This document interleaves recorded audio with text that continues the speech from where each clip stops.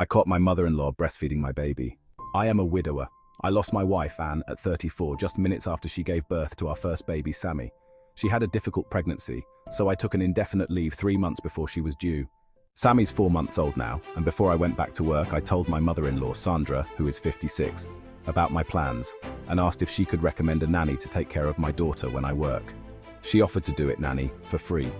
I told her she's free to come by anytime during the day if she feels uncomfortable with a nanny looking after Sammy, but she insisted on doing it herself. So I said yes and gave her a copy of the house keys. She comes 30 minutes before I leave for work, and when I come home, she stays for dinner and leaves after putting Sammy to sleep. Everything was fine for the first couple of weeks, until I noticed that Sammy's not feeding as much. Her formula's barely touched. I asked Sandra about it, and why Sammy's not feeding well. She said she's trying to breastfeed my daughter. At first I thought she was joking, then I realized she wasn't. She said Sammy needs to latch for a few minutes every day to activate her milk production. I almost lost it. I told her she cannot do that, and she needs to stop.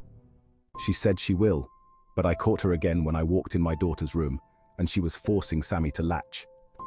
I confronted her and told her she's no longer my baby's nanny. I didn't ask for the key back as she is still welcome to come visit any time.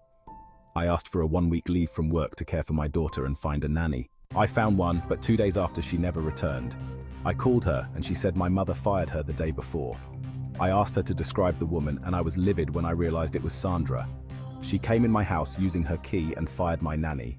I was about to call her when she showed up and said a convoluted story like how I hired an incompetent nanny, etc., etc.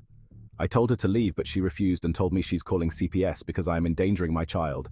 We argued back and forth before I called the police and she was charged with trespassing. I know my mother-in-law is grieving the loss of her daughter. I am too. But she crossed the line when she disregarded my wishes. She is very upset with me. My sister and brother-in-law are calling me ruthless, and I'm now second-guessing myself. Have I taken it too far by calling the police?